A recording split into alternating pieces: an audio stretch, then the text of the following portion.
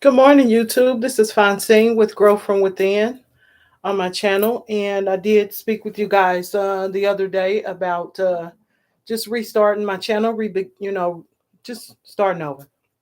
And to put out on just whatever I'm feeling, whatever comes to mind, and some issues, uh, some things about what I went through and what I experienced, and how others can probably just learn from my situation of going through hell. Oh my God.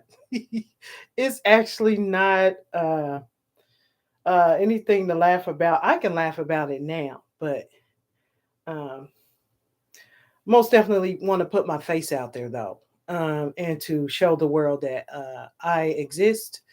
I am a person who have been taken advantage of in so many different ways that it was just sick.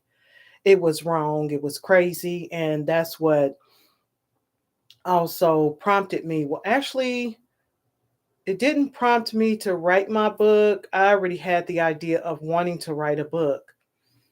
That was actually before my biggest betrayal in 2019. But after the betrayal, then, it kind of gave me the fire because most definitely I'm not somebody who would just sit and sulk and just let life just have me go down the drain, or just trip on somebody who really didn't give a damn about me. I am somebody, so I love me. When you love yourself, you pick up and you start again. You just start over, and so that's what it's about. And that's why the transmutation is always good to whenever you experience pain, hurt, uh, betrayal, anything, on that level, you transmute it. You change it into something good. You feed that. You feed that space with your talents. You do something with it, and you turn. In other words, let me put it to you this way. And I think I've heard other people say this: as people betray you, or they slander you and lie on you or whatever, look at those as bricks. Each one of those issues are a symbol, a symbolism of a brick. And each brick that you receive, you take it and you stack it and you stack it, each brick, and you build something constructive, something positive from that, situation, if that makes sense. So that's what I did. And also, I dived in to find out, why is these things happening to me? That was the question. Why? Going from there, it gave me, a route to start finding out about me. Because apparently these people knew a lot more about me than I did. So when I started digging about who I am, which I'm halfway there, it told me a lot. And it's all starting to make sense. All the attacks, because I mean, I received so much crazy. The average person really would not have survived what I actually went through. Um, but I did find that I'm more on the mystic, esoteric, side of things, from within. Just it was always there with me. It was always there with me, that thing that I never, uh, looked for, and After the betrayal, I started searching for that thing to find that my my introversion of being, of being an introvert is connected to my empathic abilities. And then my empathic abilities is connected to the esoteric world, if that makes sense. It's crazy. It's not crazy, it's a good crazy. So I'm blessed to really actually find that part of myself. And it explains a lot of how I make, choices and decisions in life, which is cool. And one thing of the esoteric world I wanted to talk to you about is the study of the Kybalion. I don't know if you guys heard of the Kybalion. You say Kybalion or Kybalion, but it's Kybalion. Kybalion. It was a gift to me. I didn't buy the book. It was a gift to me, and it said that when things find uh, its way to you, it's not a coincidence. Especially something when it comes to knowledge, wisdom, uh, on the mystical side of things, because the Bible is not the only esoteric world that's out here that we can tap into. Once we connect with uh, information, uh, materials or whatever, it's something within you that's also activated that will also give you additional downloads to what is really happening or what's going on to give you um, the comprehension of what you're reading. And I don't know if I'm making this, in plain, layman terms or whatever, but I'm doing my best. And I can only be me. I can't change for nobody. This is who I am. People used to call me weird and quirky all the time and goofy and I took all that because I did understand, at some point I knew I was weird, but weird in a good way. Which means that I'm unique. I'm not like everybody. I'm not easy to jump on the bandwagon. So yeah, talking about the Kabbalion, this is what it looks like. It was given to me as a gift, and I've been all through this book. This book is actually awesome. I like it. When I started to read it, I was reading information that was already in my head. I was reading stuff that I already connected with, which was just so wonderful to me. And it's a good feeling when you actually find information in a book that you can connect with and that it's been there for the longest. It's like, okay, where you been all my life, right? Anyway, my output, a little bit about it. I kind of wrote some stuff down because I like to write things down. I love communication. I love communication really in the form of writing because um,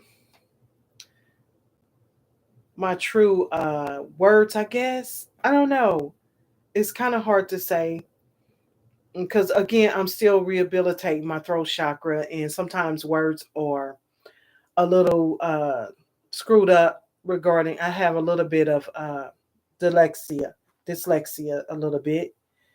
I always had it, never was diagnosed with it, but I kept I kept talking to my teachers about it, and they never even sent me, how they do that. They'll send you to get an evaluation done or whatever. Anywho, doctors too, they never did assist me with that part. So that's been a struggle in my life, and I think it's also been a crutch for others to take advantage of me because they also noticed and saw that. Anywho, back to the Kabbalion. Um, yeah, it's like a type of hermetic philosophy. Okay. And it is not a type, it is a hermetic philosophy. And so, in which it says here, the lips of wisdom are closed except to the ears of understanding. And so, when I, I said, wait a minute, this sounds familiar. It's something in the Bible that is connected to this. So again, the lips of wisdom are closed except to the ears of understanding. And as I read it for the first time, it automatically related to my spirit for real.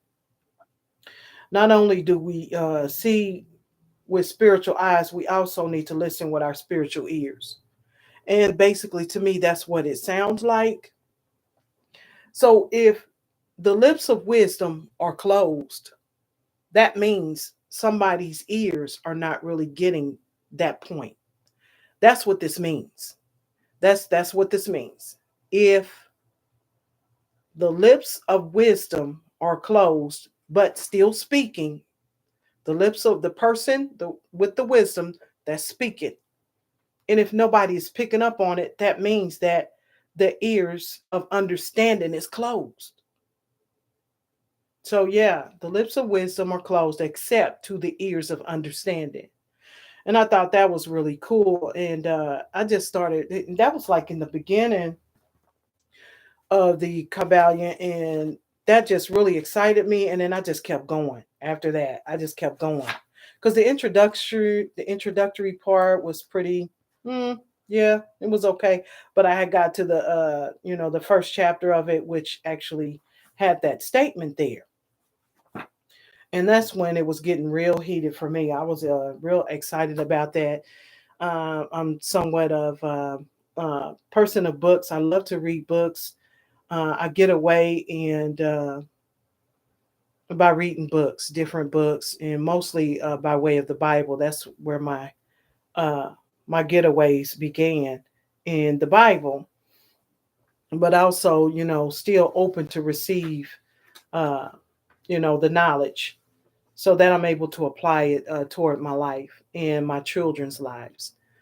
And so, yeah, let's see, what else did I put here? Um, Not only do we have spiritual eyes, we also listen spiritually, okay?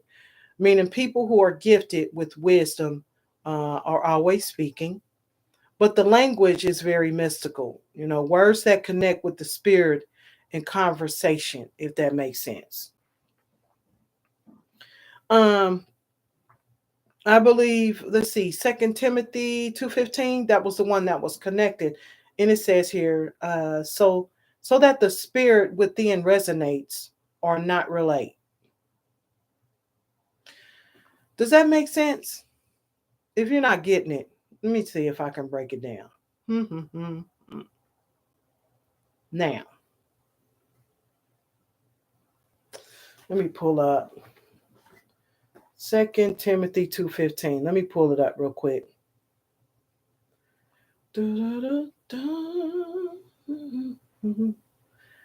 I'm just glad I'm able to get on here and play around with this tool. This tool is God sent in a sense for me to get used to speaking in my speech class. I hated speech because I had to stand in front of people and talk. But it's something we got to balance out more because I know now that I was created to be a leader. I am leading material, but people around me, their goal was to make me feel like I'm supposed to be a follower. And that's why in these jobs that I used to go to, they never listened to any of my ideas. And if they did, they ended up using them. But yeah, here we go. Let's see. Let's do the King James version. I'm gonna pull that up real quick. So Second Timothy, the second chapter and 15th verse. First, I'm gonna read the actual quotation from the Kabbalion. And it says, the lips of wisdom are closed except to the ears of understanding. Then, to connect that, I felt in my heart, it says, Second Timothy 2:15, study to show thyself approved unto God, a workman that needeth not to be ashamed, rightly dividing the word of truth. I don't know why I just connected that. I just don't. I don't know why, but it still feels um, like there's a connection there. And maybe something's blossoming from that. But let me just go back to the Kabbalion real quick. The Hermetic philosophy has been documented as old Egyptian esoteric, writings. This was out before the Bible even. So why don't people even read this? The Bible is so greatly circulated all over the world. And normally, when people don't want us to read something that is of value, they hide it. Like before, we didn't have access really to the Kabbalion, or they didn't talk about it. So that kind of, just gave me a clue to like, I know as the Bible confirms that things were added, things were removed. Um, it's been compromised. The Bible is, it was just rewritten from old esoteric writings or indigenous scriptures, scrolls, or whatever. But yeah, most definitely, the Hermetic philosophy, is also confirmed as old Egyptian esoteric and occult teachings. Now, the word occult, why were we trained to run from that word? First of all, why do we have teachers? Teachers are also used to keep you from information that they don't want you to, uh, dive into or research. Teachers were also used to teach misleading pathways. We experience that, time after time. We learned about history, in school, but whose history was it? Was it mine or was it some other culture's history? These are questions that you really need to ask yourself. Why do we run from certain words, such as the occult, when it's in the dictionary? If you pull up occult, let me see. I wrote down the meaning so you can understand.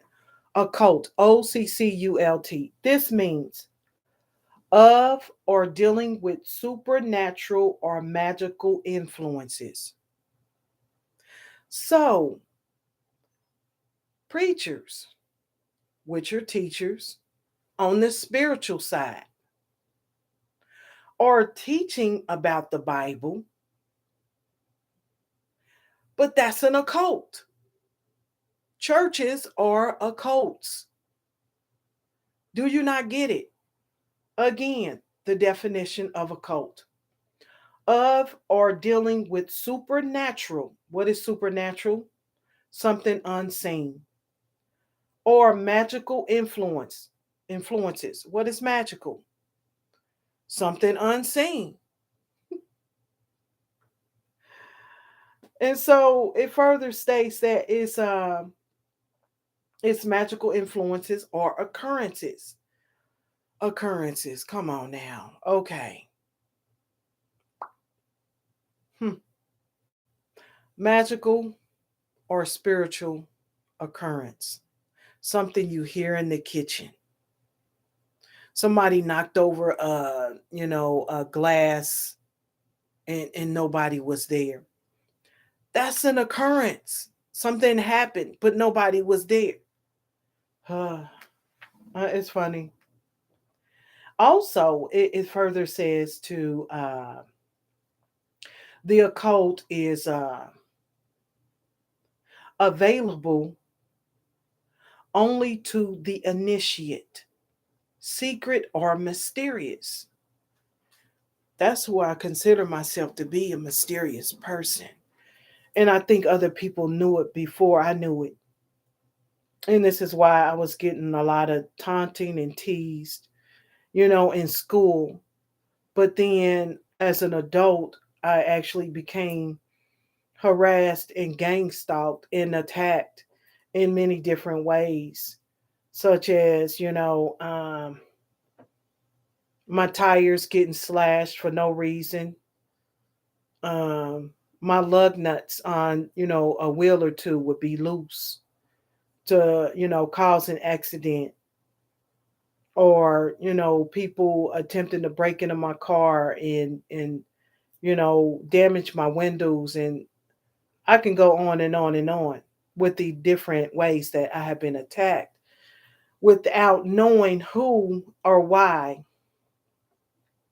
But there's still a deeper reason why. And these people of who are people closer to me than I ever, even thought. I thought these people were strangers, that were attacking me. These people were so close to me that it was just sickening. Anywho, back to what I have here. I just want to break down the word occult. There's nothing scary about it. There's nothing, witchy about it. There's nothing negative about it. Again, we live in a world of positive and negative. It's what you put, uh, it's what you connect with that actual, word or whatever it is that you're dealing with. And so, what else do I have here? Also, let's take a look at a few other words here, because I'm just showing you how to connect knowledge by simply researching, the meanings here. So at the top, where it says available only to the initiate, secret or mysterious. What's initiate? Back to the Kabbalah. I don't know if you can see that. It says three initiates right there. Three initiates. So that was another question. What is initiate? And it says begin, commence, to start, inaugurate, introduce, establish, produce. So basically, I'm an initiate. I'm beginning. I'm starting. I'm about to produce or am producing. So wow. It's always been about wordplay though, y'all. Some of the most simplest words can be transformed into a word that we've never, seen or even pronounced, before. And so, um, for instance, like let me give you a quick example. Raise. What does raise mean? Raise means lift up, right? Or you getting paid or something, and you want a pay raise, and that means you're going to get more money, right? But that's spelled Raise. But if you go on, let's see, is it in another? It's in another country where raise, Raze, when you raise something in that spelling, raise means to collapse, pull down, destroy. So that tricky wordplay, we have to be careful. Again, why run from the word occult? Just research it and stop jumping on the bandwagon listening to other people.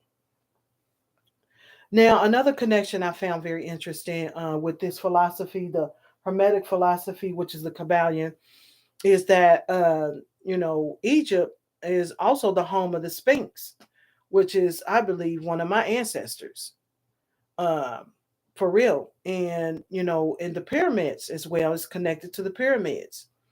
It's a birthplace, of hidden wisdom. And so we look and read the Bible, to find a people in the beginning that didn't connect to the people who are so called black, so called, because I'm not black. We were born here, we're indigenous, we're native to this land. We just are. And there's a lot of people uh, uncovering the biggest secret in the world. You know, the Most High's chosen people, Israel and Judah, are the people of color, the people of hue, human hue. Hue is what? Color. When you break down base words and you look them, when you're looking them up and you're breaking them down, you'll find a lot of hidden meanings in things. It's just up to how you process it and how you receive and accept it. Don't mind me, y'all. I'm looking out the window while I'm talking to y'all, but um, I am somewhat of a person who minds their business. I stay to myself. Um, I'm single, and let's see, the last person that I was with, the betrayal, yeah, 2019. That guy, I don't know what he thought his agenda was going to accomplish, but I'm not the one. You picked the wrong person. It's not going down the way you think it is. Because I'm working with me, myself, and I, the Most High, my ancestors, my guardian angels, you know, ascended masters who assist me as well. And speaking of ascended masters, I found out that I am an ascended master, or I'm supposed to be one. My life path actually, confirmed that. Now I see where the attacks were coming in at and why. People don't want me to speak out about, you know, uh, this this actual finding, but it's crazy. Like, why do people want you to shut up about yourself if you find out something?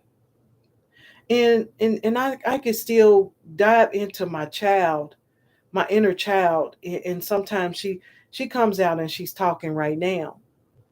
Because kids will ask questions like, why and how in the heck is that possible? You want me to shut up about me, and you want to get clout by shutting me down and keeping me um, hunkered down and balled up in a corner, or you wanted me to.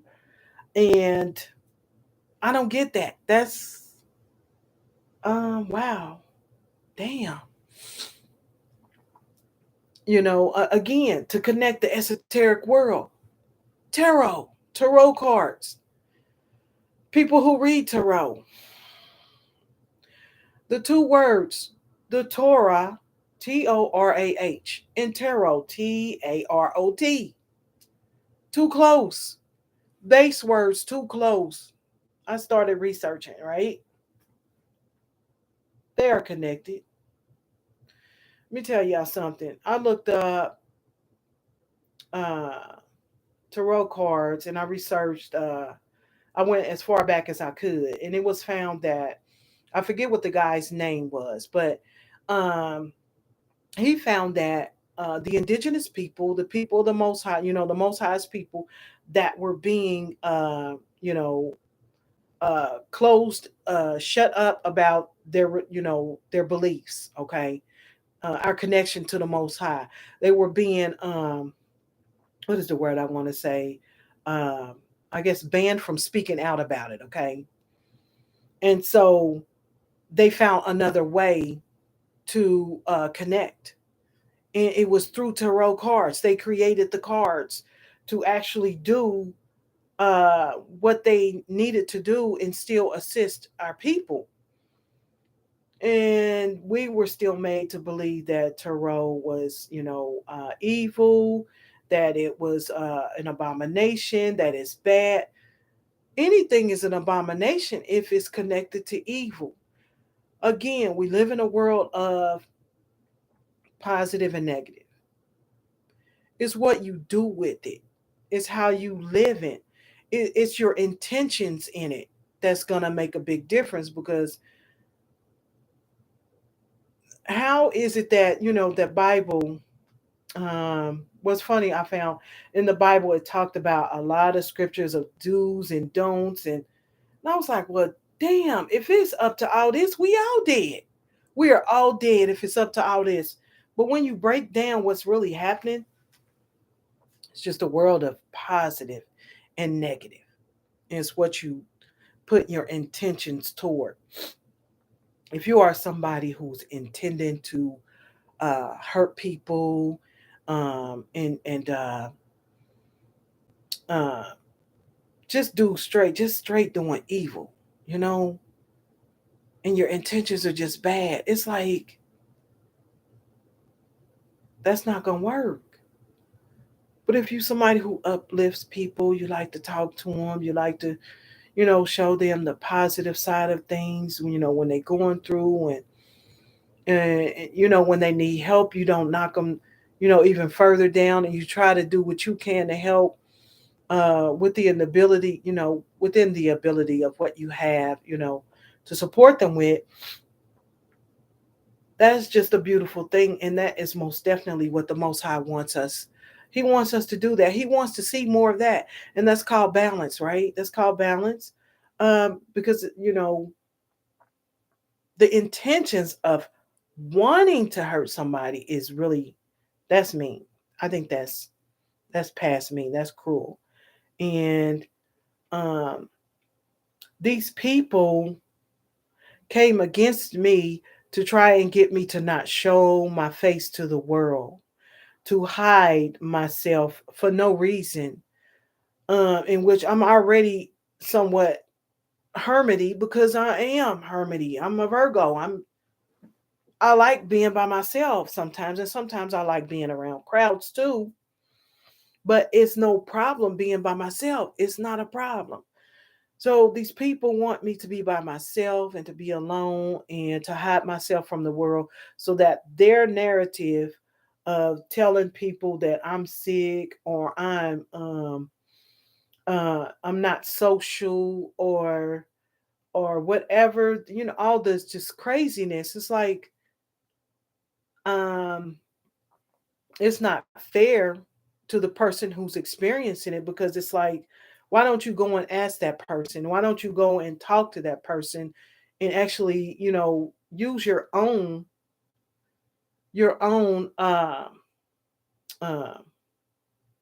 goodness gracious, why is my words leaving me? Use your own insight, if that makes sense. And just like the Bible, like I just read that scripture, what was that, 2 Timothy?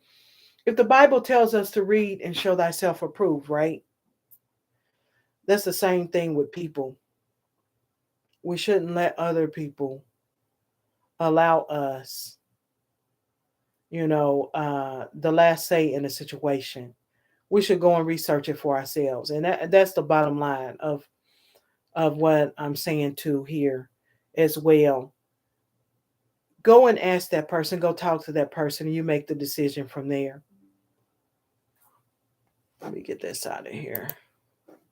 You make the decision for yourself. It's not fair to the other person who, who doesn't even know that they're being labeled as this or that, who's not even aware of the public narrative. And no matter how many people they're able to get together, the truth always comes out. And normally 10 times out of 10, if it's a bigger crowd talking and speaking about one person is this or that, 10 times out of 10 they're lying. It's up to you to check it out. Yep. So, yes, I like being by myself, and I don't have a problem with it because I know how to, again, make use of my time. And at a time like now, with everything um, changing so drastically in the world, this actual time was needed to be alone. People are not really, realizing that the Most High have already brought in a new paradigm. This is the paradigm shift took place really in 2019, 2020, 2020. That's when the beginning. And which I found really amazing because that's how, um, I noticed my spiritual guides, they came and got me right in the nick of time. At the end of 2019, they was like, hurry up, come on, you got stuff to do. Get on the right path. Get back on the right path. The paradigm shift is beginning. And sure enough, 2020, what was that? December 2020, we had some planetary movements going on that confirmed it. And that was another thing too. I want to speak about planetaries, things in the the skies, the different systems. These signs in the skies are used for us to determine different changes in the world. But again, they rewrote some stuff in the Bible to say, no, don't look at that. That's bad. Abraham was told not to look at the sun. That's not true. Because again, Columbus was found to have at least two or more um, guides to help him find these lands over here to get to us. But they don't talk about that part. Columbus had no idea how to get here. But they made a story to say he got lost or he did this or he just came straight. No, there's so many different tales. But anyway, it's just really awesome to dive into the esoteric, world and the mystic side of things. I actually enjoy it, and hopefully I can get my hands on some more books about it. But most definitely, the study of this is like a great starter for me. So I just wanted to come on and talk a little bit about me. Again, we're doing the winter push, which is the beginning of trying to just re-challenge myself regarding my channel too, and to still get my communication going, my throat chakra open, and yep, I'm a natural born leader. Glad to say, glad to say, I'm honored. I'm glad to be an ascended master beginning here, a master of 22. If you don't know what that means, just look it up, research it. Show thyself approved. Look it up. So I just want to tell you, babies, I'll be coming on here, doing my thing, talking about different stuff, rehabilitating myself. I don't have the money right now to go to a uh, a counselor of my own, which I'll be doing when I'm able to actually talk through some things and really work through a bunch of matters and stuff that I experienced so that I can be the leader that I need to be, that the Most High wants me to be. Because I'm ready to do that and help others who experience the hell that I went through and lived it and came out still shining, the, uh, like going through the fire of refiner's gold. I think you guys know what I'm trying to say, but yeah, I ain't gonna mess that up too much. But I love you guys, and again, my name is Francine. This is Grow from Within, and subscribe if you like, share it, and I love you guys. I'm gonna end this stream. Deuces.